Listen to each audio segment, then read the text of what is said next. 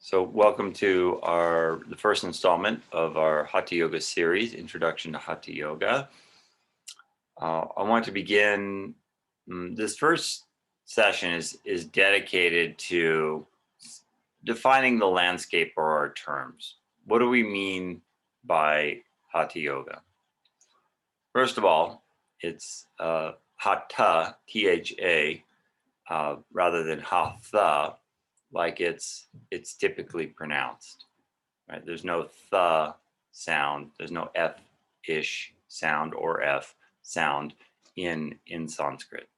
So it's hatha yoga, and the word itself can be broken down into two parts. So hatha, ha refers to the solar power, the sun, and ta refers to the lunar power, or the power of kind of more of a watery quality. Some equate this to more feminine quality, whereas the sun is more, bright, radiant, and intense, more focused. If you take a magnifying glass up to the sun's light, you could channel and focus it in such a way that you could ignite a bundle of straw into flames through the intensity of the sun's rays. Whereas if you took that same magnifying glass and held it up to the moon, you're less inclined. That won't happen, right? It's a different quality of light. So the quality of the sun, which is regarded as this more singular, one-pointed, focused attention, and quality of the moon, which is regarded as more kind of watery, dispersed type of quality. What's more, the sun is more singular, right? It shines constantly. It may be veiled by clouds, but nonetheless, at any point you look up, you'll see it as a kind of one form. Whereas with the moon, it vacillates and changes with each and every day. Right? Of course, the moon remains in its entirety, but from our perspective, it disappears in degrees, and it also reappears in degrees. So it changes. And for this reason, the moon is regarded as indicative of the mind. It represents, in the same manner in which the moon is continually changing, so too is the mind. Right? As opposed to one-pointed and focused solar type of concentration of the mind, which is more where yoga tends to lean or develop that solar quality. And it also recognizes the moon. And in essence, what you have is pairs of opposites, which is a universal theme that we see throughout the creation. Right? All of life is bound or held together by pairs of opposites. So, for example, what I'm doing with the screen here, I'm trying to adjust it a little better. So, as I'm moving it up, and I moved it down, or I could move it right, or I could move it left, or I could move it back, or I could move it forward. Right? I could be male, I could be female. I could be, rich, I could be poor. I could be alive, or I could be dead. Right? So everywhere we look in the phenomenal world of nature, there is this a balance of pairs of opposites. The sun, in many ways, defines the moon, and conversely, in some ways, we can appreciate the sun more by knowing the qualities of the moon, right? Just by looking up at the night sky.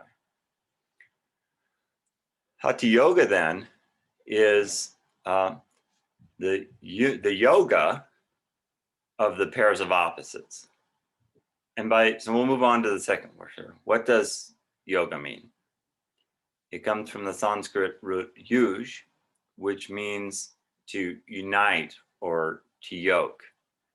To yoke in the sense of if you had a bullock cart, so a couple of bull cows pulling the cart, there's a yoke that unites or joins those two things. So the two pairs of opposites, in this case the two bulls, become one bull. Right. Imagine if there was no yoke, and one bull was wandering off this way, and the other one was wandering off that way. Their efforts are joined in a similar direction or trajectory, it's guided by this yoking. And that's in the case of yoga, it's not so much that you can better pull a cart as you're yoking, but rather the union or the uniting of individual self and universal self, or you might say your seed essence or spirit or Atman with the Supreme or Brahma or divinity or the absolute. So it's marriage of the finite conception. So I bound within the pairs of opposites, life and death and gain and loss and pleasure and pain. There's an inherent finite quality that comes with that. It's inherently limiting or restricting, or unfree. And conversely, the universal is unbound, is entirely free. Right? And it's very interesting on the macro scale, we see another pair of opposite, which is bound and limited, and then universal freedom. So it's a kind of strange irony that yoga, is defined by these. Union is defined yet again by pairs of opposites or polarity, and the ultimate kind. You could slice yoga a couple of ways in terms of its orientation or intention. There's a strong bend or leaning towards this idea of liberation. So yoga, right? So merging the individual with the universal. Individual experience is bound to go through the cycles of pleasure, which is very relative, and pain. This is the human condition we find ourselves in. There will be this vacillating within the pairs of opposites in life experience. It's inevitable, right? It's confining. So the dominant orientation in yoga is to transcend or merge towards the sense of ultimate peace or ultimate serenity or infinite love. And it's also to unite. So to live harmoniously within the pairs of opposites.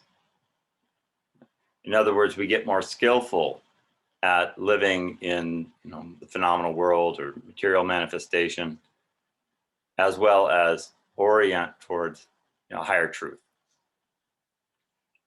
And Hatha yoga, Hatha, the union of the sun and the moon, right?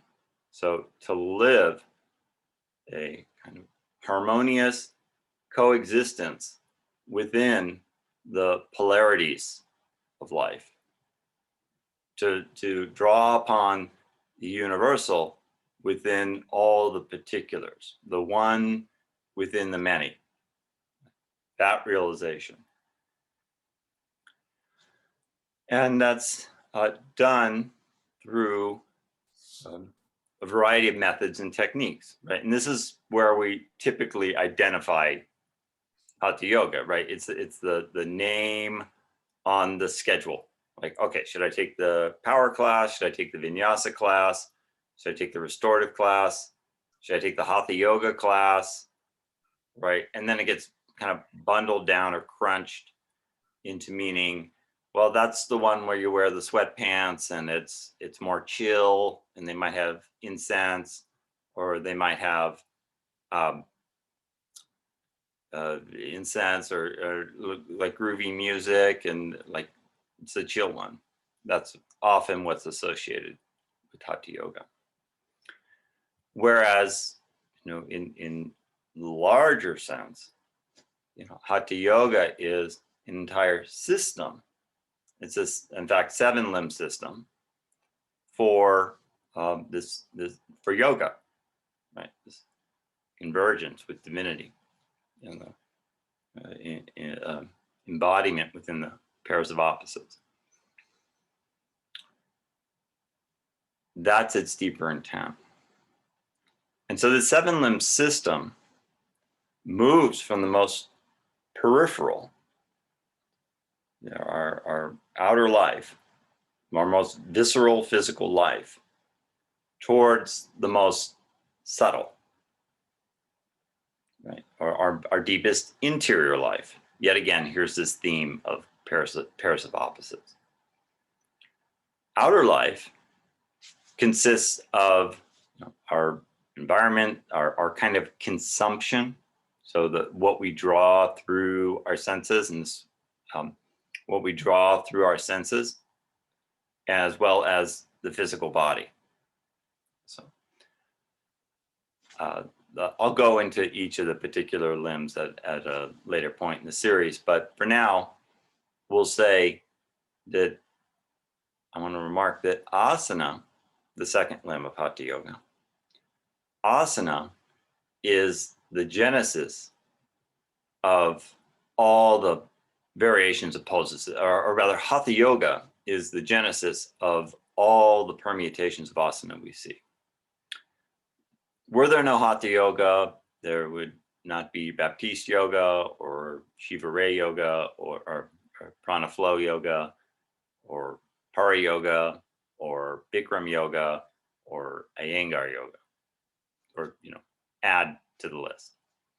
So asana is or rather Hatha yoga originated the asana, and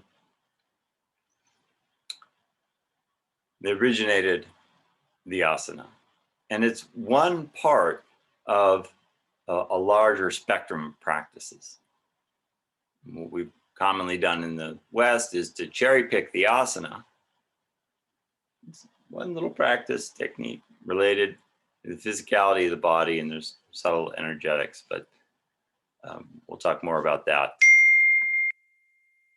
To take this one little aspect and kind of glorify it as the entirety of yoga practice, when in fact there's many other essential limbs for truly to cultivate that deep interior realization, and to live even more fully and skillfully in the matrix of life, the scheme of pairs of opposites, right? To have deep realization, as well as occupy the pairs of opposites more skillfully and harmoniously. That is the deeper intent of Hatha yoga, and there's many methodologies and practices and asanas and so forth that support that end. Okay. So thank you all for listening, and move into some practice.